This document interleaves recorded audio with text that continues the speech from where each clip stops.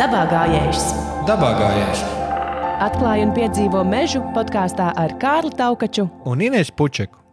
Sveiciens podkāstā Dabā gājējs. Mēs katrs mežā darām ko citu. Dodamies pārgājienos, strādājam, sēņojam, ogojam un nodarbojamies ar sportu. Un tomēr, lai arī ko mēs mežā neizvēlētos darīt, svarīgākais visā tajā ir drošība mežā. Kā mežā neapmaldīties, pēc kādām zīmēm orientēties, ko ņemt līdz mugursomā, kas jāņem vērā dodoties mežā vienam vai grupā, par to mūsu šodienas epizode, kuras viesis ir alpīnists, glābējs, pārgājienu organizētājs un komandas treneris Andžejs Reiters. Ir ļoti laba diena. Prieks. Jā, iesākumā mazliet pastāst par sevi, jo man grūti nosaukt visas tās darbības jomas un precīzi definēt, ko tu īstenībā dari un kāpēc tu esi tas tieši īstais cilvēks, kāpēc vajadzētu tevī klausīties pirms dodamies mežā. Es domāju, ka pirms visiem tiem aprakstiem viņi bija gana pareizi. Var pateikt vienu teikumu, un tad būs ļoti, ļoti precīzi. Jā, es dzīvoju mežā. Lielākoties pavadu reāli mežā.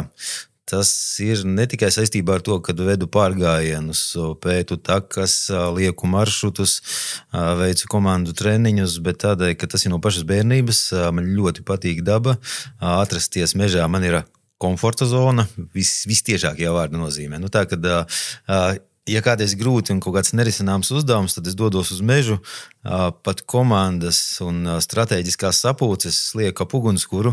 Tā kā cilvēki dažreiz pārsteigti, jo viņi dodās uz konferenču telpu un tur risina to, kas ir sarežģīts, liek tur lapas plānus, raksta tur stenografē, tad mēs to darām ap ugunskura, tāpēc, kad pie ugunskura sēžot cilvēks ir īstāks.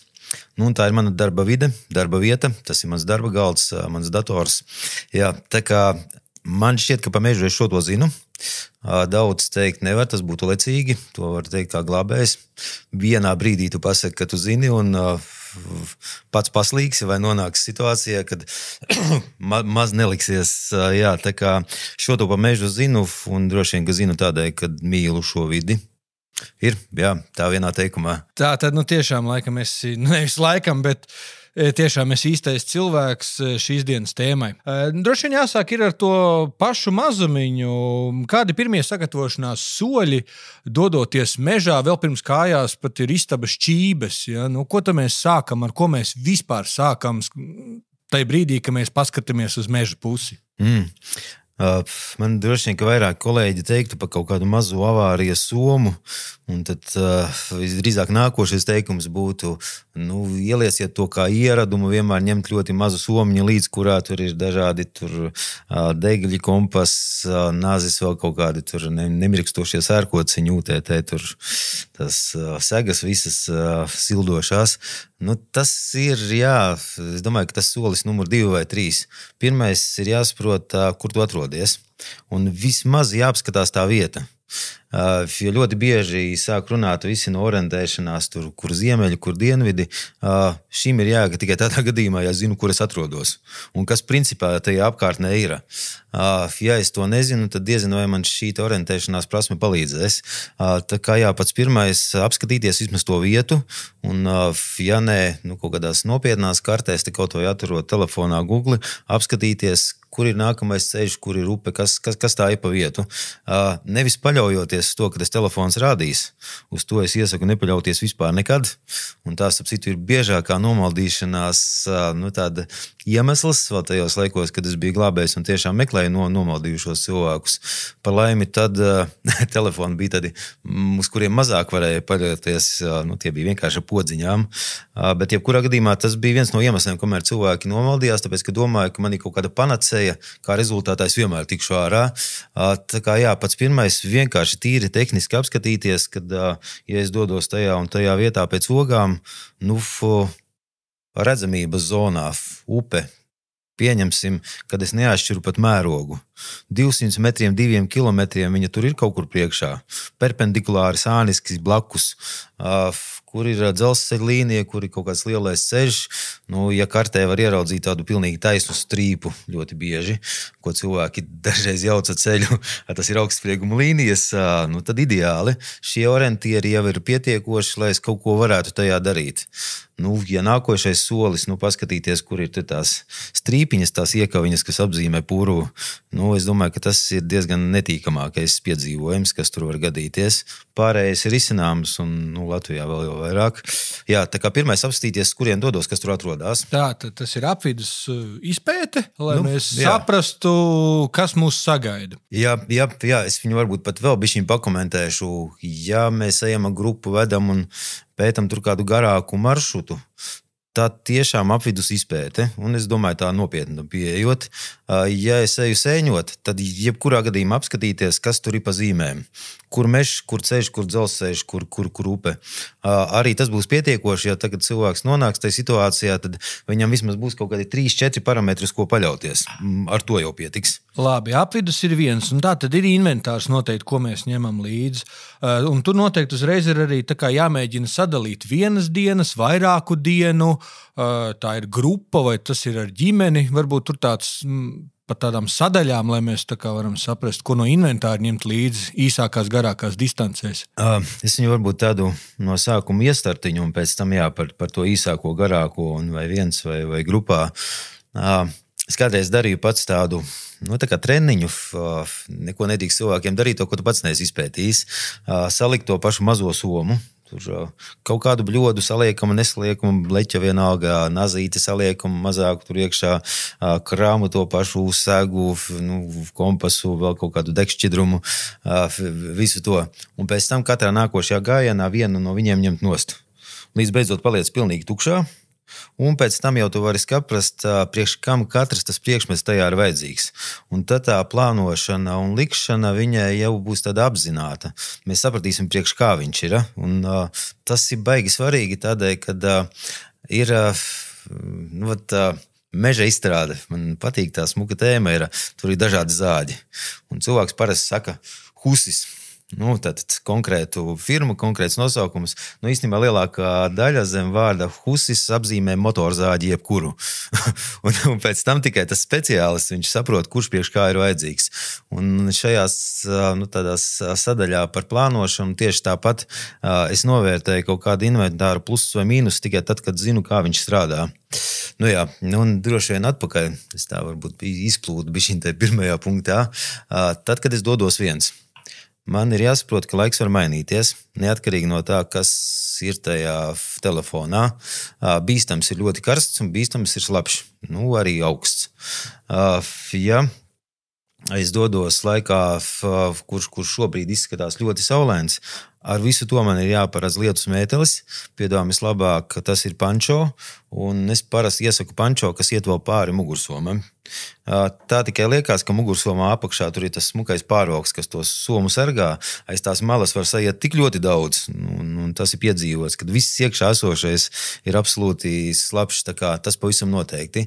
Sildošo segu viņi aizņem tik mazu vietu, ka var burtiski tā bikšu kabatā. Ļoti svarīga lieta, gan tas būs atstarotājs, gan tas būs ko sasildīties, gan tas ir vienlaicīgi tents, dažādām lietām piemērots.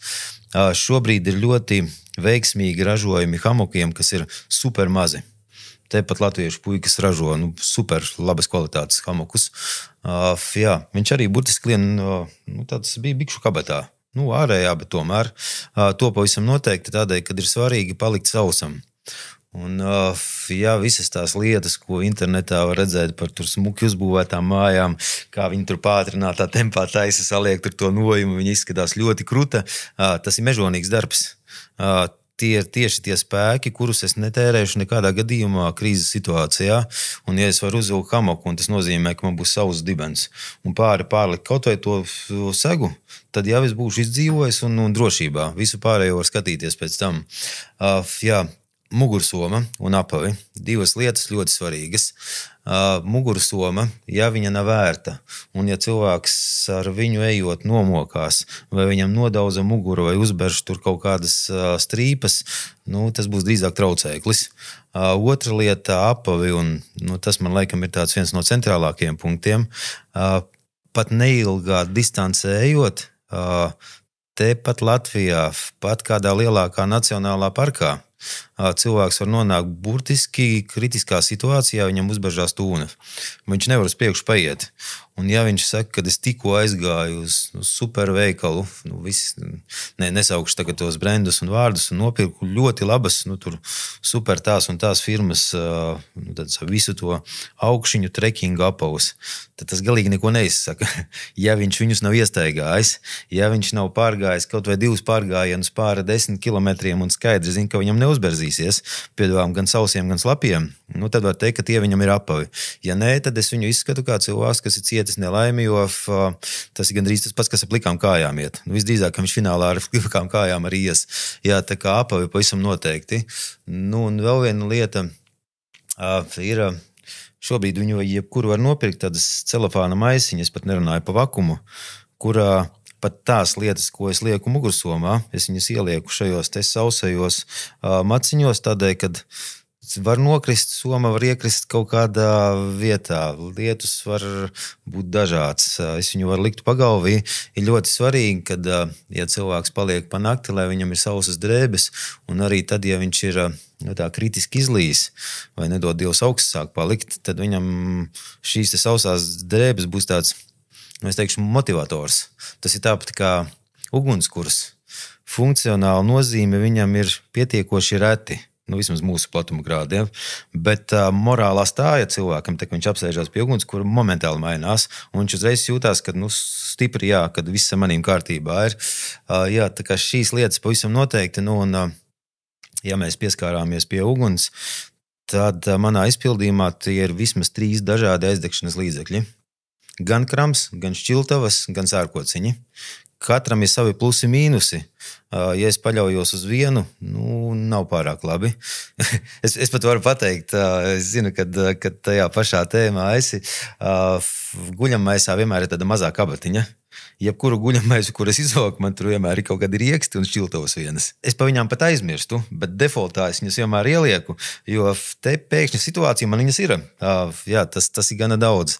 Jā, tā kā pavisam noteikti līdzekļi, ar ko iegūt uguni, piedāvām dažādos laikos. Tas ir tas, kam vajadzētu būt tādam pamatkomplektā līdz, un pēc tam jau skatoties 1 diena, 2 dienas, jā, ar kolēģiem, ar ģimeni, tās būs bišķiņ atšķirīgas lietas. Tātad no sākuma vajag parūpēties par savu komfortu, un ja tu parūpējies par savu komfortu, tad tu vari arī palīdzēt pārējiem mazākajiem, vājākajiem, tur draugiem, ģimenei un tā tālāk. Jā, tas ir tieši tāpat kā armijā vai tāpat kā lidmašīnā. Mums ļoti skaidri stāsta. Vispirms uzlieciet sev masku un pēc tam bērniem. Kaut gan instinkts ir tāds, ka es vispirms glābju mazos. Mazie nevarēs izsaukt glābējus, atrast ceļu. To varēs izdarīt tikai visstiprākais tajā grupā. Viņam ir jābūt topā. Un, jā, tā kā pa saviem pavisam noteikti vajag parūpēties, jo, ja es esmu kārtībā, es ar kaut ko no sava varu padalīties. Bet, ja es neesmu kārtībā, tad ir baigi traki. Jo, jau zini, grupas ātrums ir pēdējā ātrums. Jā, tas baigi svarīgi ir. Jā, skaidrs. Mums vajadzētu izveidot tādu izdzīvošanas ABC. Vienīgā lieta, ko neminēja, tas būtu par ēšanu, dzeršanu. Kā tas ir? Tas arī iet iekšā šajā izdzīvošanas ABC. Es viņu apzināti nepieminēju, jo tā ir, jā, tieši tā kā teica, atsevišķa tēma. Droši vien, ka viņu var sadalīt 2 daļās. Viens ir tad, kad mēs viņu ņemam līdzi, un otrs, tad, kad mēs esam force majeure, ko mēs mežā no tā varam dabūt, jebkuros apstākļos. Jā, un vēl atsevišķa tēma ūdens. Ja mēs viņu tagad sadalām tādos sektoros, tad pirmo daļu, ko es teicu par ēdienu, es principā nolieku atsevišķi un ķeros tikai pie ūdens. Tādēļ, kā jau mēs zinām, bez ēdiena mēs varam, lai cik ļoti cilvēkam liktos, ka tā nav, varam 2 dienas iztikt un nekas no tā nemainīsies.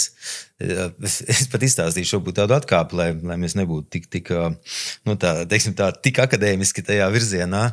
Tikko atgriezos no Pakistānas, biju gana tālu kalnos, meklēju vienu noteiktu etnisku grupu, un manī pārsteidza tas, ka man bija jāmaina vairāk cilvēku, kas man nāk līdzi, lai viņi man rādītu ceļu, kad viņi kaut kā tā veikli pārskrēja, principā nepievērs uzmanību tam punktam, kur mēs šodien paēdīsim.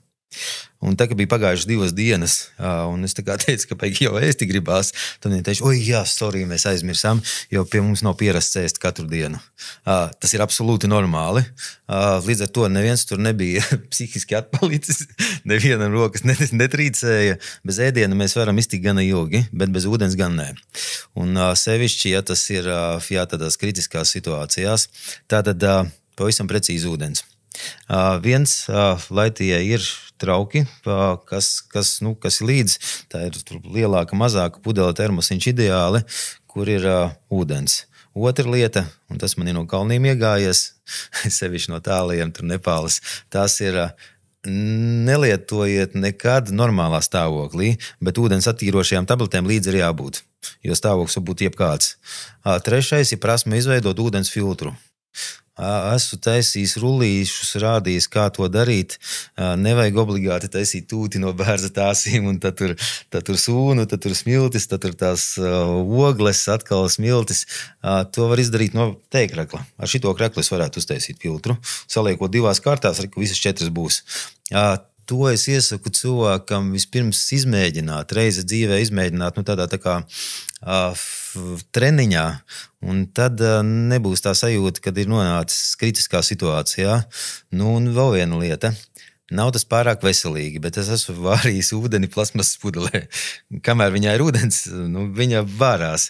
Vai viņā nav nekāda piejaukuma, kūstot plasmasam. Protams, kad ir, bet tā kā mēs zinām pēc glābēja ABC, tajā brīdī, kad ir lausta kāja, tad iestas ārstē kāju. Un tieši tas pats, vienalga kāds tas piemaisījums, palikt dzīvam.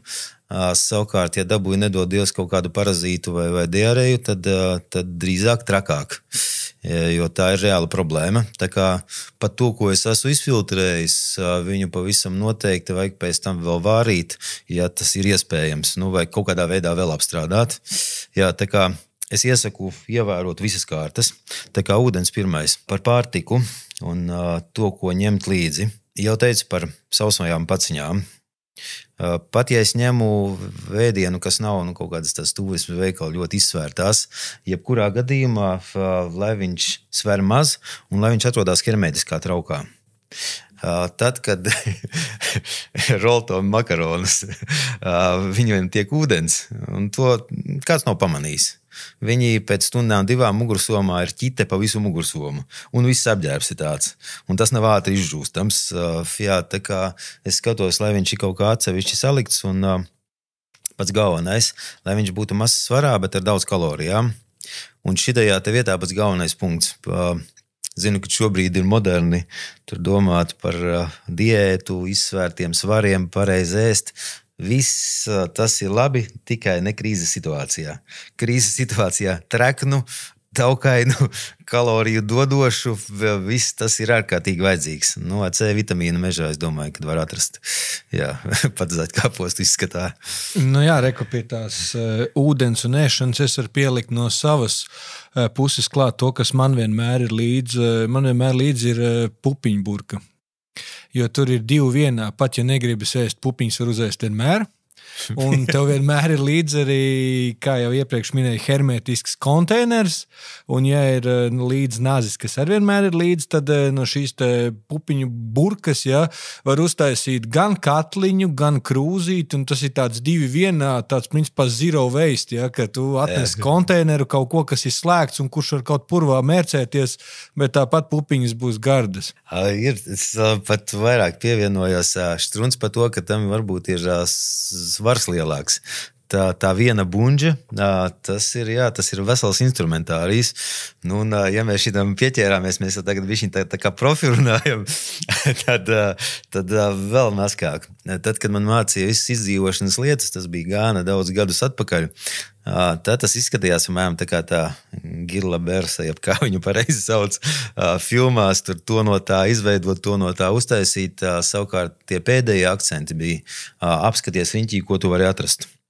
Šīs te burkas mēs, diemžēl, mežā atrast varēsim. Nu, diemžēl, bet tas tā ir. Plasmas pudeles arī, varbūt ne gluži dziļākajā purvā, bet es staigāju un gandrīz vienmēr atrodu. Tas ir konteiners, kur ņemt ūdeni. Tā ir mazā krāsniņa, tā ir svece beigās. Tas ir pat slapjā laikā iekurams kaut kāds pelnu apjoms. Tur var iegūt pelnus tam pašam filtram. Jā, tā kā piekrītu, pupiņu burka ir beigā valūta.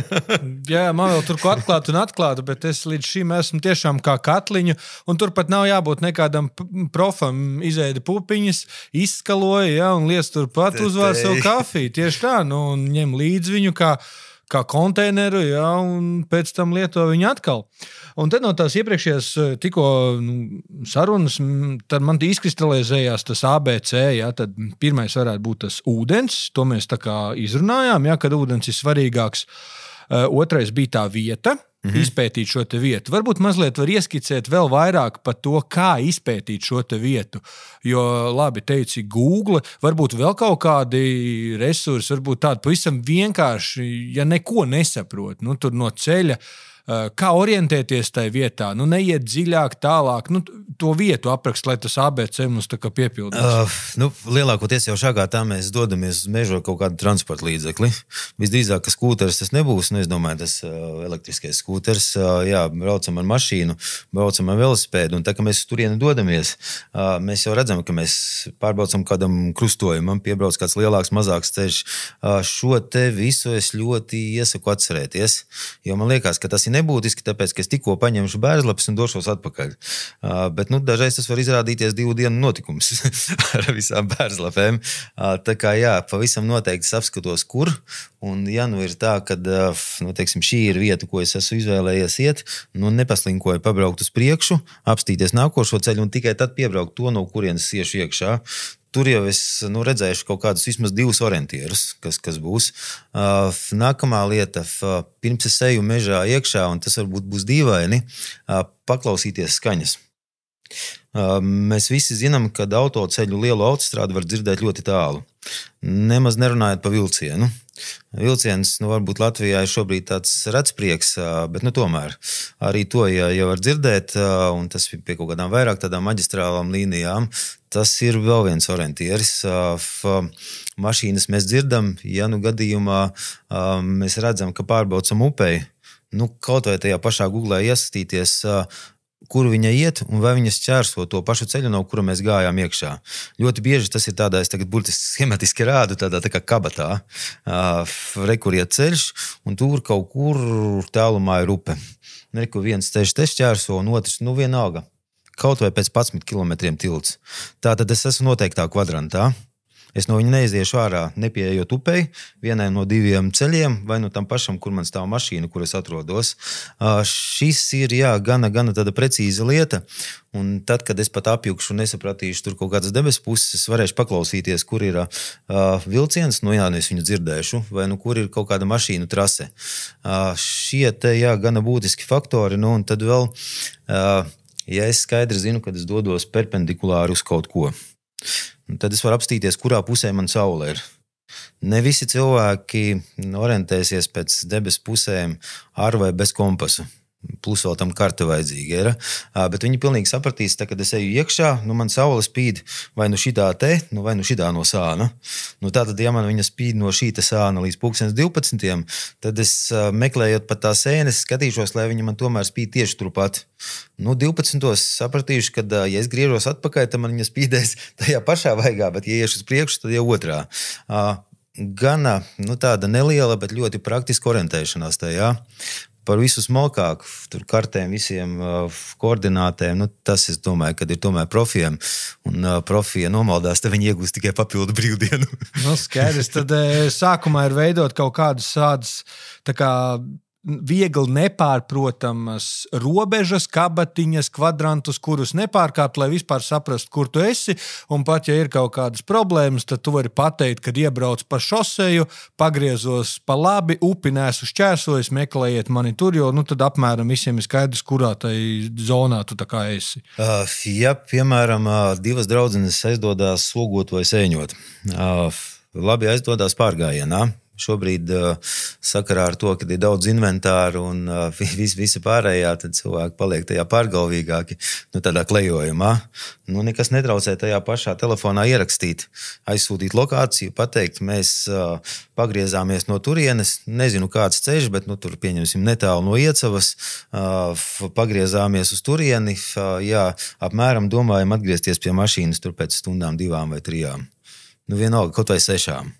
Ar to būs pietiekoši. Ja cilvēks nesaņems ziņu, tad viņš sapratīs. Vispirms stundu uztraukties, pēc tam nagus graust un tad jau zvanīt glābējiem. Jā, tā ir gana precīza lieta. To noteikti. Nu, skaidrs, tad atkarībā no savas sagatavotības arī tad izvērtēt vai nu pēc skaņām, vai pēc kompasiem, kartēm, vai arī tiešām tur ar saziņu ar radiem. Pat vairāk, tad 3 lietas. Jo man ir sagatavotība lielāka, jo es tālāk aizēju no šīta kvadranta, jo mazāk es viņā palieku iekšā. Jo sagatavotība lielāka, es varu vēlāk diennakts stundā iziet kaut kur klejot. Jo mazāka, jo agrāk. Tādēļ, kad laiks līdz tumsai ir pietiekoši ilgs. Un tieši tāpat paļaušanās uz visām lietām, es varu nevienam neuzrakstīt, kur es dodos, bet, nu, ja nu es tomēr izdomāju, ka es pirmo reizi tā, nu, pārbaudīšu sevi, kā es orientējos vai kaut ko izpētīt, tad labāk tomēr es uzrakstu. Un tad jau, kad es būšu 2 reizes dzīvē nomaldījies un apmēram zināšu, ko darīt, tad es varu nerakstīt nevienam, jā, tad jau izmēģināt tādā bišķiņa militārā piegājienā, nevis spilgtu somu, bet ļoti neredzamu. Jā, nu tad tas pēdējais punkts tai izdzīvošanas, jeb neapmaldīšanās drošības ABC, ko es tā piefiksēju, ir tas komforts, kas sevī tā kā ietver šo te siltumu, sausumu, ekipējumu, piedzītu. Varbūt varētu par to, kā tad man piedzīt šo te ekipējumu, jo pirms tam nosos ļoti daudz lietas, tur hamokus, sēgas, tur pančo, vēl kaut kas, it kā vesela gūzma, bet tas ir mūsu komforts, kas mums ļauj kustēties uz priekšu, bet tai pašā laikā, lai to visu arī, nu, saprast, kā lietot, man viņu vajag izmēģināt, jeb piedzīt, ja, nu, tas ir tas, tā kā tas, manuprāt, tas pēdējais stūrakmenis, lai tev būtu lietas, uz ko paļauties. Nu, kā to, teiksim, no tādas nulītes sākt, lai es varu teikt, ka jā, es zinu savu ekipējumu. Nu, droši vien, tad jau mēs automātiski pārējām uz 2 dienām, kas būtu tāda apzināta nakšņošana kaut kur. Bet, kā jau es teicu, par to pašu atstarojošo segu un mazo hamaku, ko var ielikt kabatā, es lieku pat tad, kad es šitien te pie juglas izpētu kādu fragmentu, jo kā minimums man būs savs dibens, un tas nav maz. Un dāmām tas vispār ļoti svarīgi. Nu, īstenībā večiem tieši tāpat. Tad apsēsties uz celmu nevarēs.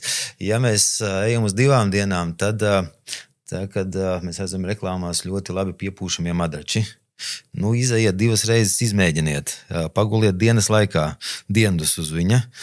Es, piemēram, viņus izmantoju reti, tā iemesla dēļ, kad zinu, ko nozīmē, ka viņš ir pārdurts ar vēl vis kaut kādām lietām, un kalnos viņš gandrīz neko nerisina, tad vai nu ir 2, bet es parasti vislabāk lietoju tos gofrā saliekamos vai vienkārši hakī krāsas, tos visparastākos, bet tas bišķiņ pabiesus. Svara viņam nav gandrīz nekāda, izmantot viņu var vēl gana daudz, kur izņemot to burtisko funkciju. Tieši tāpat par guļammaisu. Uz guļammaisa ir rakstīti dažādi grādi. Tie grādi manai kolēģei ļoti kalsnējai meitenei būs pilnīgi citi, nekā man nu jau bišķiņ kaut ko te pandēmijas laikā pieuzēdušam. vai vienkārši vīriešu cilvēkam šis te augstuma slieksnis būs krietni savādāks. Tātad man ir jāsaprot, kas ir mans komforts. Jo, ja tur ir rakstīts kaut kāds komforts XY, tad ir jāsaprot, ja es, piemēram, esmu salīgs, ka man viņu vajadzēs pat vasarā krietni augstāku. Otrs, vai es viņā varēšu grozīties, vai es viņā nesvīdīšu, vai es zinu, ko darīt, ja tas mans ļoti teiksim tā, firmīgais guļamais samirks un kaut kāds ļoti sintētiskais pat samircis, viņš nemainīs to struktūru. Jā, tad apskatīties savējo. Cilvēkam ir jāsaprot, vai viņš principā labi guļ, ja viņš ir slēgtā maisā. To es saku personīgi par sevīm. Es maisu izmantoju principā kā segu. Varbūt 2 reizes esmu gulējis kā maisā. Pat cik man ir militāra pieredze, tad sajūta, kad es esmu maisā un mani pa gabalu redz, bet es neredzu, kas parasti notiek teltī. Man ir nepieņemama principā, tātad es telti neizmantoju, bet te ir jāsaprot cilvēkam, kas viņš ir, kā viņš jūtās un kādam tas ir ļoti, ļoti vajadzīgs. Nākamā lieta par apaviem. Vieni un tie paši apavi dažādiem cilvēkiem būs ļoti, ļoti savādāki. Ir cilvēki, kas labprāt iet ar slēgtiem apaviem un cenšas, lai viņi nesamirkst. Un ir tādi, kas iet apzināti ar tik ļoti tādiem kīnlīdzīgiem, tādiem krokšlīdzīgiem, kuriem viņš rēķinās, kad viņš izies cauri peļķēm un tā, ka viņš apsēdīsies pēc 2 minūtēm, viņš būs sauss, ja ūdens izskies cauri. Tas ir dažādas filozofijas, bet vienam cilvēkam tas būs ērtam, otram būs nepieņemami. Tieši tas pats par visām zeķēm. Ir tāds smuka lieta. Vecmāma dod vilnas zeķes un saka, šitais tev vienlaicīgi ar manām lūkšanām būs viss tevi sildīs. Tas ir labi, tikai ir jāzina, ka, piemēram, Goroteksu vilnas zeķes sagrauž. Un viņš ir burtiski nelietojams, viņas ir asas. Līdz ar to jāapskatās, kādas ir zeķes. Pavisam precīzi par termoveļām. Termoveļas arī ir ne tikai sausas, bet viņām ir jābūt sildošām, skatoties, kur es dodos, un katram cilvēkam tas būs savādāk. Tas pats par cepuri, vienalga ar nadziņu, bez nadziņa, silto cepuri. Ļoti daudziem cilvēkiem ir, un es esmu viens no tiem, līdz ko es uzlieku cepuri, man orientācija mazinās. Es mazāk jūtu apkārtējo vidi, līdz ar to es cepuri nelietoju pat ziemā. Ir kaut kādi mirkļi, kad es viņu uzlieku, bet tas ir tā, kad es sēžu vai apstājos. Tā, kad es eju, man vajag just ar visām porām. Un tas katram cilvēkam arī ir savādāk. Tieši tas pats ir ar saules brillēm. Pasaule ir savādāka. Ejot kalnā strauji lejā. Tur zari saknes Latvijā, kaut kādā Nepālā, Kaukāzā tie ir akmeņi. Ar brillēm vai bez brillēm. Mazi milimetri, bet tas solis būs dažāds. Tas ir pietiekoši daudz, lai nokristu un nav lādzīgi. Tā kā arī cilvēkam jāsaprot, kā es ar to jūtos. Tieši tāpat ar visām lietām, kas ir kurtkas un visi tādi, nevis lietus pančo, ir ar padusēm, rāvēslēdzēju vaļā, ir ar ciet, ir ļoti hermētiski. Man liekas, ka ja es nopirkšu to ļoti hermētisko, un tas man būs pirmais gājiens, un es jutīšos labi, tad no iekšas sasvīdis un nedod Dievs nāk pēc tam nakts ir takāk. Tā kā tas būs katram cilvēkam cita, un viņam ir jāizmēģina pirms tam. Tā kā šīs te visas kalibrējumās lietas pavisam noteikti tajā vajag paredzēt un gana daudz. Tad jau sanāk tā, ka vienots recepts nav, jo katrs mēs svīstam savādāk, katrs jūtam komfortu savādāk. Un tad, ko es no tā izlobīju, ka tad to termoveļu kaut vai mēs varam pamēģināt ejot uz veikalu, pastaigāt un saprast kaut vai pēc cik minūtēm paliek pa karstu, kā ģērbties, un ja nakšņojam, tad kaut uz balkonu nakšņot, saprast, kad vienā brīdī, slikti, es arī iet siltā mājā un, pamazām piedzīt to visu. Jā, pat vairāk tu man izņēmi burtiski vārdus no mutes, kaut vai tajā pašā gultā, kur es katru nakti gulu, vienu nakti pagulēt tajā termoveļā, un tad sapratīs, vai es no rīta jūtos labāk izgulējies, vai tieši otrādāk es jūtos samocīts. Un tā ir, ja viss tas inventārs, kas man ir nosacīti garantēs jūtumu, bet es no rīta pamožos samocīts, tad jēga nav bijusi nekāda. Skaidrs, tātad mēs par sevi esam parūpējušies, mums ir skaidrs, ka mums vajag padzerties, mums vajag komfortu, mums ir labs piedzīts ekipējums, mēs zinām, kur mēs atrodamies, tas ir tas, tā kā starta paka. Bet kā ir, teiksim, ar vēl kaut kādiem apdraudējumiem Latvijas mežos? Varbūt te var apgāst vai tieši apstiprināt kādus mītus, vai tur, nezinu, tur lāči, moskīti, vēl kaut kas. Tādam cilvēkam, kas galīgi nav gājis mežā. Jā, moskīti, tieši tajā vārdā, kā tu viņus nosauci, ir gana bīstama lieta Āzijā. Latvijā varbūt netik ļoti kaut vai tā iemesla dēļ, ka mēs nedabūsim malāriju, vai tur varbūt bez moskītiem vēl pāris mošķi, kas Latvijā nav bīstami. Es domāju, no tādiem pavisam maziem aiz ādas neaizlīdīs tur kaut kāds neparastais idejas. Čūska, odze, pieaugušam, fiziski veselam cilvēkam bīstama nav, bet diskomfortu tas var radīt. Un vēl viena lieta, ja cilvēks dzīvo tajā mītā, ka tas nozīmē skaidru nāvi, tad viņš būs ļoti tuvu viņai, tāpēc, kad šis te faktors, viņš liek cilvēkam justies savādāk tajā situācijā. Tā kā tas ir vēl viens no punktiem, kāpēc vajag izvēlēties kaut kādas zināšanas ugunskura vai kaut kādu iekārtu tīklu, kaut gan mīts par to, ka čūskas nedzīvo kokos, ir mīts. Tikai zemē. Bet labi, neapstāsimies pie viņām tik ilgi. Pats galvenais ir ātri neskriet, ja netīšām ir ieķērusi un saprast, vai tas ir zelktis vai tā ir rodze. Ja tas ir zelktis un kā likums tie zobiņi būs atšķirsies, viņi būs tuvāk, tad, protams, tas ir tikai jādefinicē šī vieta, tas ir tas pats, kas ar nazi sagriezies. Ja tas būs indīgs mošķis, tad, protams, ka viņa uzpams un jāskatās, lai es tieku līdz mašīnai bez skrējiena, bet lai asins vienkārši nebūtu tādā cirkulācijā. Bet īstenībā es domāju, ka mēs šim veltam pārāk daudz laiku, vairāk visiem jautājums par lāčiem. Viņi Latvijā ir. Piedām ir tepat Pierīgā, es esmu redzējis pēdas gan vasarā, gan ziemā, tepat Ropažu apkaimē, gan tos mežus esmu paklaiņojis. Sēlijā, kur šobrīd dzīvoju vēl jau vairāk, meža masīvi lieli. Cik viņš ir cilvēkam bīstams, nezinu, kāpēc skolā to nemāca, kā rīkoties. Un tas ir būtībā ABC, tā kā glābējiem. Pirmais, ja neesi viens, tajā brīdī sarunājies skaļi. Ja kurš dzīvnieks orientēsies, ka tur nav jāiet.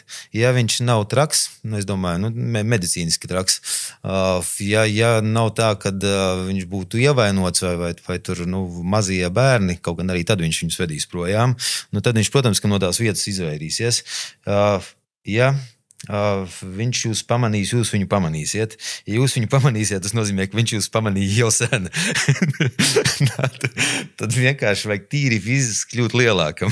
Nezinu, šitā te pacelt uz galvas kaut ko, diviem salikties kopā, pacelt rokas kurtku. Cilvēks izskatās lielāks.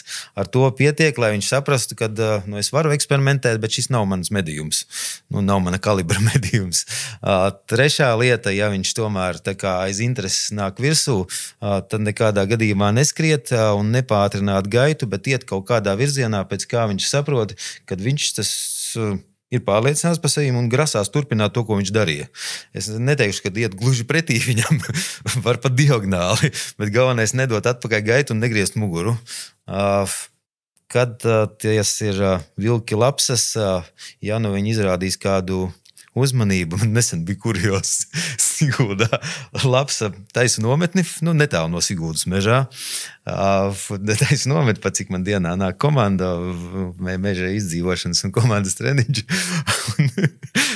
Pamanu lapsa, ieiet tieši tajā mežā. Neko, nav tā, ka es pirmo reizi redzu. Eju iekšā, visu daru, skatos, viņa pienāk, skatās uz manīm. Es daru, viņa nāk tuvāk. Pat cik ir visādi instrumenti, es paņemu lielāko cirvi un saprotu, ka visdrīzāk, ka viņa ir trakie, viņa nāk pie cilvēka. Un tuvējie mājas iedzīvotāji teica, ka ne, viņa nāk pie mums ēst regulāri. Viņai tā ir ikdienas trase un viņa no cilvēka nebaidās. Bet, kuriozam, ja pie jums nāk kāds dzīvnieks, kas ir četrkājainais un nāk tieši virsū, visdrīzāk, ka viņš ir traks. Un tad ir jāskatās, kā palikt dzīvam un tur jāizmirst visi pārējie dabas draugu punkti ir. Tīri izdzīvošanas labad. Tā kā, vairāk es tādus bīstamības faktorus neredzu. Alnis varbūt, jā, jo tas ir ļoti zinkārīgs dzīvnieks. Viņam nav pietāta pret cilvēku, cilvēks ir mazāks. Jā, šeit ir svarīgi lieli koki vai kaut kādā veidā atkāpties tā, lai tā interese pazūd. Domāju, ka tie ir pa patiesību, pa mītiem. Tad vēl viens no mītiem ir par ļoti skaistajām mājām, ko būvē internetā, un visi skatās, wow, šitā te es tagad cīru uztaisīšu. Tas, protams, ir montāža, es domāju, montāža laika ziņā. Tas aizņem ļoti daudz laika. Es esmu to mēģinājis darīt, gan viens, gan komandām līdz to darīt. Tas ir smuki, bet tas ir vajadzīgs, ja es grasos tajā vietā dzīvot nedēļu. Ja tā ir viena nakts pārlaist, tad ir tāds zelta likums. Iegūtais resurss no kaut kādas darbības nedrīkst pārsniegt iztērēto enerģiju šī resursa iegūšanai. Tātad, tad, kad es taisu nometni, ja viņa ir ilgāk par 10 minūtēm, pieņemsim, es viņu netaisu. Ļoti ātri.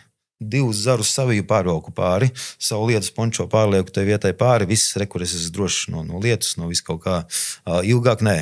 Tas ir piekusums, trauma bīstamība.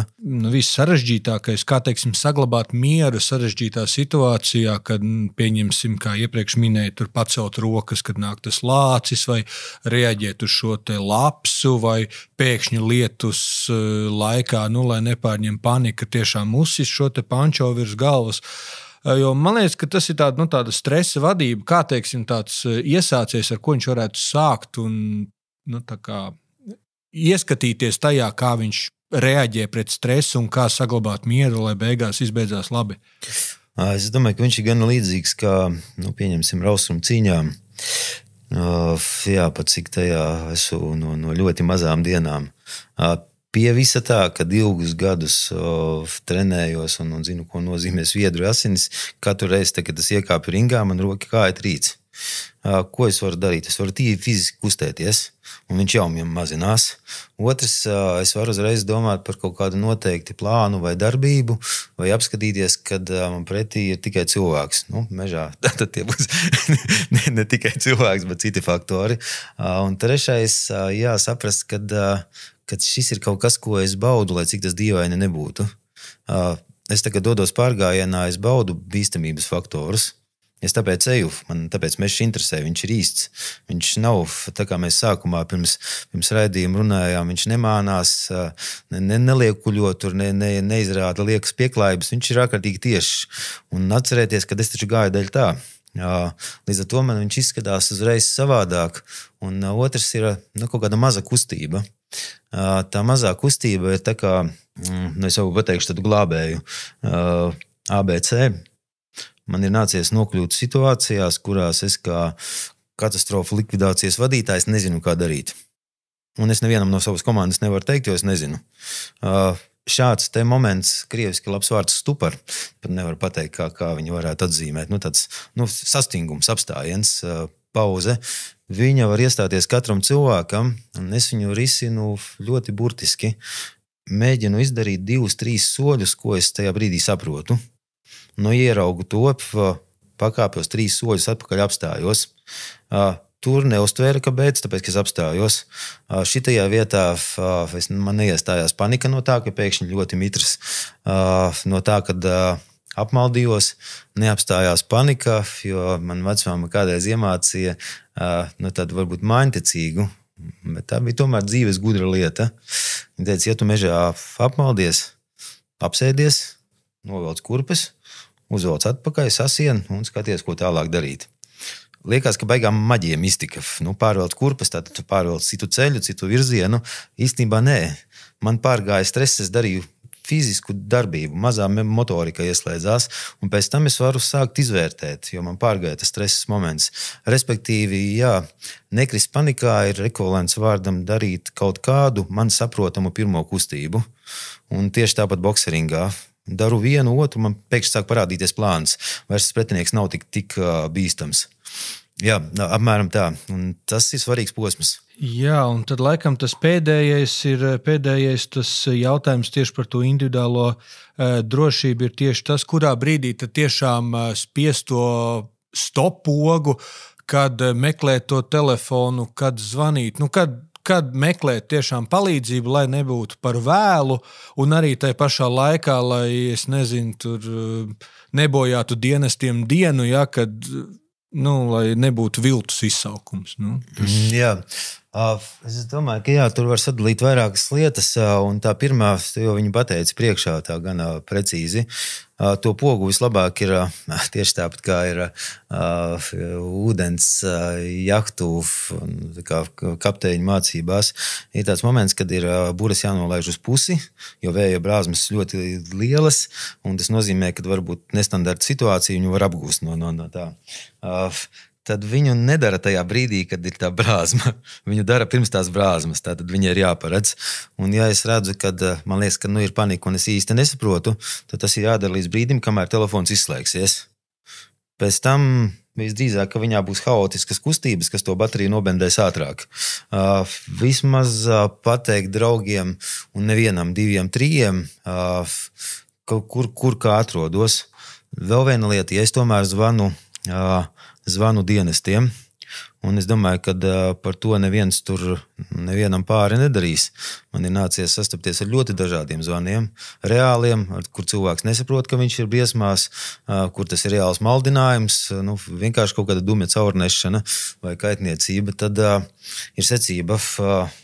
Paceļās telefons, atrodos tajā un tajā vietā, mašīnu noliku, kā man šķiet, nogāja 2 kilometrus, pēdējais, ko redzēju, bija tāda ciemata plāksnīte. Vārds man citāts, jūtos tā, nevis otādāk. Tur nelaime, man slikti un nelaime. Tā nav informācija, viņa nedod nekādu. Pirmais ir koordinātes, otrais, ko pēdējais redzēju, trešais, kā jūtos. Varu es beigās pateikt, ka nav īstenībā tik traki, bet es nezinu, ko darīt. Ar to pietiek. Tātad tajā būs kaut kādas darbības, kaut vai daudzās vietās pēc cilvēka tembra jau sapratīs, ka vajag nopilingot, kur tas atrodas. Tādas ierīces šobrīd ir un gandrīz visiem glābējiem, tā kā tas jau fiksējās, kur ir, no kurienes šis nāk, ja fiksējās pēc laika. Tā kā tas ir viens, un otrs, ja es eju, man liekas, ka vēl bišķiņ. Un reku te tūlīt būs upe vai reku tūlīt būs ceļš, bet tur ir sācies purvs. Pat es cilvēks, kas gana daudz pavada mežā, griezīšu atpakaļ. Man viņā nav vajadzība tur mocīties, vēl jau vairāk demonstrēt savu kaut kādu, sev pierādīt. Nē, tas ir jāparedz pirms. Un arī, ja es saprotu, ka psiholoģiski es nebūšu gatavs tikties ar tādiem vai tādiem dzīvniekiem, tad es izslēdzu to, kad es dodos viens. Tātad mums ir jāiet kaut kādā grupā, lai tomēr varētu rīkoties. Šis te moments ir gana tāds maldīgs, jo cilvēkam liekas, ka es tagad esmu daudz lasījis, man ir labs inventārs un es tagad iešu, kādus tur takas. Visi tur iet, es gribu iet tagad tā pa savvaļo. Ja viņš pirms tam ir reizes 2 sastapies, tad jā, bet ja nekad nav sastapies, labāk nē. Patiesībā mājās var pat bezmaz patrenēties spoguļu priekšā, izsaukt palīdzību, lai sāktu ar koordinātēm, nevis ar palīgā. Un tai pašā laikā arī mazliet pazīt sevi, kad tas sākas tas stress, lai mēs ietrāpam tajās 5 minūtēs pirms tā visa. Un varbūt pat ieteikums tiešām pat telefonā sagatavot tekstiņu, kad aizgāju tur un tur. Esmu apmaldījies, lūdzu palīdziet. Kopīgi-pēst uz to.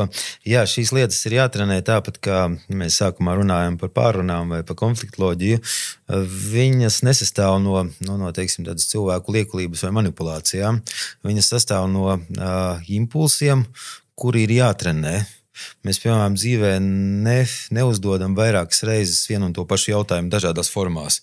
Kaut gan, ja uzdotu, mums gandrīz nevajadzētu pārunas, tāpēc, ka dažreiz cilvēki viens otru nedzird, tāpēc, ka viņiem ir savādāka uztvere. Kaut vai tinestēķis, auzuālis, vizuālis, un šīs lietas jātrenē pavisam noteikti, un tieši tāpat pa meža lietām arī tas ir noteikts treniņš, jo tā ir ļoti skaista, bet viņa ir cilvēkam tomēr nedraudzīga vide. Ar to ir jārēķinās. Varbūt savādāk. Viņa ir draudzīga, bet viņa jebkurā brīdī var kļūt par nedraudzīgu vidi. To labāk ņemt defaultā sākumā. Un, ja mēs sevi nevaram novērtēt, tad bezmaz mēs jau esam sen pārvilkuši tām 5 minūtēm un varbūt sen jau viss ir slikti, bet mēs tai šokā paši pat nesaprotam, kur mēs esam. Un varbūt citreiz pat pietiek tikai ar vienkārši skaņas signālu no tuvējās pieturas, ko glābēji var pataurēt, lai tu iznāc ārā. Jā, noteikti. Man liekas, ka mēs tā baigi labi izgājām cauri tādai paša drošībai, ko ievērot, kā iepazīt sevi, ko ņemt līdzi, bet kā tas iet, tu teiksim, grupā ar vēl kādu, jo es zinu, ka tu esi arī komandas treneris, ja, un ej ar cilvēkiem grupā, ja. Varbūt šajā gadījumā tu esi kā galvenais, kas dodās mežā un stāsta pārējiem, kā izdzīvot, kā saliedēties, bet kā tas ir, kā mēs, teiksim, ejam grupām, pirms tam mēs sadalām kaut kādas lomas vai paspīdam ar to, kurš vairāk mežā tur kaut ko dara, novērtējam viens otra prasmes, kurš te būs tas barvedis, jo taču mežā var būt arī tā, ka katram ir savas domas, ejam tur, ejam tur, un tad tur, taču nekas tur labs nesanāk beigās. Jā, tam ir gana precīzs algoritms, un viņš pavisam noteikti nedrīkst būt tāds, kur es teicu pašu pirmo, kad nosacīt, es esmu zinātājs, vadītājs, un tad stāstu, ko kuram darīt. Ne tieši otrādāk, es domāju, ka gan kā biznesā, tieši tāpat arī visās pārgājienu izdzīvošanas lietās, alpīnismā, labs vadītājs ir tas, kurš trenē savu komandu, un pirmā lieta, ko trenē, ir mainību. Ja man ir skaidrs zināms, ka viņš ir mediķis. Šis cilvēks ir labs izdzīvotājs un daudz pieredzējis. Šis ir sportists, tātad var garus gabalus noiet. Man ir obligāti vairākas reizes jāpatrenējās samainīt viņus vietām. Jebkurš no viņiem mirklī tas var nebūt. Mediķis kalnā ar laustu kāju un grupa citā vietā vairs nav mediķis. Tas pats sportists skrējējis nezinu, nomaldījies kaut kādā vietā, vairs nav sportists spēlējis un vairs nav līderis. Līderis ir cilvēks, kuram var notikt tas pats, un man tā ir bijis. Te es esmu pirmais kalnā, tāpēc, ka vadu vai pēdējais, tāpēc, lai pieskatītu visus. Un te pēkšņi es tieši tāpat kā kāds no pārējiem esmu samežģījis kāju vai kādu glābjot nokritis, kaut ko izmežģījis, un nemaz tāds vairāk neesmu. Tā kā šis ir jātrenē, un tieši tāpat es viņu daru otrādākā veidā. Tas būs tāds noslēpums izstāstīšu. Pirms es kādam trenēju vai rādu, kā pareizi uzbūvēt nometni, tur ugunskuru. Vispirms uzdevums ir izstāstīt tikai vadmotīvus un atstāt katram viņu uztaisīt. Un tā, ka viņš viņu vienreiz ir uztaisījis, tā kā viņam šķiet pareizi, un pēc tam izskaidrot, kuru vietu vajag pamainīt tajā, tad šī informācija paliek galvā. Bet, ja es izstāstu kā pareizi un pēc tam taisu, un es jau zinu, viņa nepaliek, tāpēc, ka es neesmu pirms tam mēģinājis. Tas ir tāpat, kā es varu pateikt, labs, slikts guļamais, tikai ja es esmu izmēģinājis 3 un saku, ka es guļu bez. Bet, ja es neesmu gulējis ne ar vienu, tad tas viedoklis būs bez pamata. Tā kā jā, šis ir jātrenē un jāzina, kad šīs lomas var ļoti, ļoti mainīties. Un vēl viens pēdējais ļoti ātri mīts par to, kad dāmas ir vājais posms vai tas ir tāds veču sūrā tad realitāte. Fiziski, jā, psiholoģiski es esmu redzējis, ka dāmas ir stiprākas, un tomēr, jā, dāmām piemīt tāda sajūta, ka viņas var ievest to miera un komforta sajūtu, pat ar maziņu kaut kādu darbību. Pat tos pašas pupiņas atgriežot, viņi uzliks uz galda smuki un vēl paņems 2 zaķkābenes kā garnieru uzliks.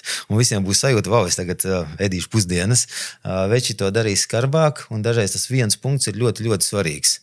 Bet, protams, ka tas var strādāt arī pretējā virzienā. Tad sanāk, ka visu laiku ir jātur tā kā puls uz grupu, pat ne tad, ja tu esi pieredzējušākais, visu laiku jātur ir tā kā visi informēti par to, kur mēs esam, varbūt jāapmainās viedokļiem, kad mēs nācām no turienes, kur mēs iesim tālāk, lai visi būtu informēti, lai veidotos tā kopējā doma, saliedētība, tās lomas pamainīt. Jā, pat vēl viens faktors, jā, viņš jau būs tās gana smalks, tomēr. Ja, piemēram, uzdevums satur to, kad nedrīkst zināt, kur mēs tālāk ejam, kas ir viens no uzdevumiem, tad jebkurā gadījumā man ir jāapzīmē, kas ir tas, ko mēs tagad daram. Cilvēks demotivējās, ja viņš nezina, dēļ kā es to daru un cik ilgi un kad būs beigas tam. Pat ja nomaldījušies, tad es stāstu, mēs atrodamies šobrīd tajā un tajā posmā. Pēc tam ir 2 ceļi, nākošā attīstība šitāda, nākošā tā. Mēs šobrīd atrodamies šeit. Tātad mēs darīsim pa šo te ceļu, nevis virzienu, es domāju, bet tātad šo te darbības scenāriju mēs tagad atstrādāsim, un cilvēks saprot, esmu pie lomas, esmu pie vietas, esmu pie darbības. Bet, ja ir tā, ka baigi traki, mēs esam nomaldījušies, mani bailes, jums arī, jā, mums visiem bailes, tad ir traki, un tad ir vakars. Nu, jā. Kā teiksim, ir tas brīdis, kad komandā vienmēr ir kāds melnā avs, ja kāds nesaliedējamais Rembo, sauc kā gribi, ja mums ir jāpild uzdevums, bet es zinu labāk, man grupa neinteresē, kā saliedēt un integrēt viņu šai te kompānijā, jo tāds viens, kas it kā ir varbūt baigais Rembo, patiesībā ir tas vājākais ķēdes posms, jo viņš demotivē visus, neteiksim, pakļaujās, ja, bet viņš taisa haosu un vaiprātu tajā visā. Kā, teiksim, ar šo cīnīties un saliedēt nesaliedējumu? Tā īsāk varētu pajautāt. Jā, pat vairāk viņš vēl kritīgi līdz, un ļoti bieži šie cilvēki ir gan aktīvi. Tad ir jāatcerās psiholoģija, kad tas nav personīgi ne uz vienu, bet jo mazāk suns, jo viņš reiz skaļāk. Tātad viņš baidās vairāk pa pārējiem. Un, kurš grib būt stiprāks, to var redzēt cīņā. Nepārliecinātu sportistu pirms cīņas ringā un pārliecinātu. Viņš tu psihotrako, viņš jau tajā skatu cīņā jau lamājās, mēģina to otru tur visādi pazemot un ļoti pārliecināts. Absolūti mierīgs. Viņam nav ne ar kādiem tādiem atribūtiem jāpierāda vai jāparāda, kas viņš ir.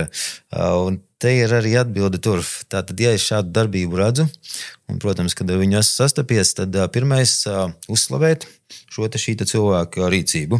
Viņu nekādā gadījumā nevar noliegt, vai tas būs tikai kariņš un pretīm stāvēšana. Otrs, šim cilvēkam jādod visatbildīgākais uzdevums. Piedāvājam ar pilnu atbildību par viņu. Es ļoti apzināti aizēju 3., 2. plānā un daru kaut kādu maznozīmīgu lomu, jo, tu taču esi stiprs, kam tad es vēl uzticēšu? Labi, tā ir noteikta manipulācija, bet manipulācija nevis, lai kaut kā pakļautu cilvēku, bet lai mēs, kā minimums iznāktu visi veseli ārā. Un otrs, tad, kad mēs ejam, varbūt kādā tādā sarežģītā ekspedīcijā vai kalnu pārgājienā, tad es gandrīz katru cilvēku par kaut ko aprunājos. Kā viņam šķiet, es runāju par laikapstākļiem, par dabu, par to, kur vakardien gulējām, ko ēdām. Man ir virsuzdevums, es gribu saprast viņa psiholoģisko stāvokli. Viņa mazāko svārstību pirms tas varētu kļūt apgrotināšu grupai. Un, jo es vairāk redzu kaut kādas dīvainas izpausmes, šo cilvēku es burtiski eju blakus. Tā ir drošības tehnika. Tur nav viltība, tā ir tiešām drošības tehnika. Tad tas pa lielam sanāk, kā jebkurā uzņēmumā mēs katrs, zinām, kurš spēj, kurš labāk tur dara vienu vai otru, un tad tās lomas attiecīgi arī sadala, jo, ikdienā jau arī mēs mazliet manipulējam ar cilvēkiem, kaut ko paslavējot vai vēl kaut ko, varbūt netieši, bet mēs katram atrodam kaut kādu pieeju, kā mēs varam nonākt pie šī te rezultāta. Un tur vēl viens, vēl maza piebilda, vēl viens posms, lai neizklausās, ka mēs tagad par tādām manipulācijām runājam, ir viena ārkārtīgi skaista puse. Ļoti bieži cilvēks pa sevīm nezin daudzas lietas. Un es nedomāju tādā kritiskajā izpausmē, bet varbūt tieši pretējā. Viņš nezina visas savas spējas un talantus, varbūt viņu ir krietni vairāk. Tad pārgājiens, netipiska vide, viņas ļoti izceļ, un šis cilvēks atnāk atpakaļ krietni bagātāks. Jo izrādās, ka tur viņam pēkšņi pavārās kaut kāds pilnīgi cits viņa apjoms, cita šķautne, un viņa izrādās ļoti laba, vienkārši viņa nav bijusi pirms tam pieprasīta. Tā ir brīnišķīgā puse, kas vienmēr notiek pārgājienos. Es viņu gaidu, man viņa patīk, cilvēki tur ir savādāk uzreiz. Mēs tagad esam tiešām ieskicējuši tādu ļoti labu drošību atpūtai mežā, tādu kā starta paku, ka mēs no sākuma iemācāmies strādāt ar sevi, ar savu inventāru, saprast savas emocijas, vietas, kā rīkoties, tad tālāk mēs to varam pārcelt uz grupu. Bet, manuprāt, mēs esam nonākuši pie tās rubrikas, kur mana kolēģi Inês Puček uzdod jautājumu viesim, jo arī viņai ir tāda interese par drošību mežā. Jā, droši. Sveiks, Kārli! Labdien, Andžej! Mani interesē, kas ir našķis numur 1, bez kura nevarētu doties pārgājienā, bez kura tu pats nedodies ārpus mājas? Ļoti skaists jautājums. Wow. Viņš būs netipisks, jo es zinu, ka es viņu jau pieminēju. Jā, viens būs rozīnes, un otrs ir tie paši, es varbūt nosaucu firmu, tie paši Rolton makaroni man patīk ļoti, tāpēc, kad ja es esmu aizmirsis nopirkt kaut kādu super to pārtiku, ko es vienmēr cenšos ņemt līdzi, vismaz vienu paciņu. Tāpat tā deva tur ir dubultīgi, tas, kas cilvēkam ir vajadzīgs. Tad es varu iet jebkurā veikalā, un tas būs, un tas būs viegls un ļoti maz maksās. Un beigās varēs paprasīt, pat ja pazaudētu visu naudu un dokumentu, iedod man vienu paciņu ar šito. Es domāju, ka tas pavisam noteikti rozīnes drīzāk tādēļ, ka tas ir vajadzīgs. Es pat nevaru pateikt, vai kaut kas tāds, kas man tik ļoti būtisks no našķiem. Mans laikam vislielākais našķis ir tomēr tā sajūta sēdēt pie ugunskura. Un varbūt, kad es došu dīvainu atbildi, laikam krams vai šķiltovs man būs vislielākais našķis. Līdz tam, redz, ir jāizaug, jo es gribēju pieminēt to, ka arī man roltons ir tas, kas manu morāli spēja pacelt jebkurā gadījumā, jo roltons ir lietus mētelis, guļamais un viss pārējais, jo, kad tu esi izmirts silts roltons, tas ir tas, kas manu morāli noteikti paceļ. Ar to arī šodien sarunu mēs beigsim ar Andžeju. Liels paldies par ieskatu drošības jautājumos. Es sev noteikti kaut ko jaunu uzzināju. Un vienkārši tad zinām par sevi, pētam savu ekipējumu un tiekamies mežā droši. Jā, un vēl mazā jāpiebildē. Tā ir ārkārtīgi liela bagātība. Man ir nācies apceļot jau pāri 70 valstīm. Latvija ir viena no zaļākajām. Mums ir liela bagātība. Viņa ir visiem pieejama. Tas arī ne visur ir. Es domāju, ka tas ir skaistākais cilvēku atpūta, dzīves prieks, dzīves spēks. Un, ja mēs tur varam būt tā liela laime. Tā kā, jā, Latvijas valsts mežiem paldies tieši par to, jo es tur esmu visbiežāk. Nu jā, mēs apsaimniekojam ceturtdienu no Latvijas teritorijas. Tad par mežiem. Jā, par mežiem.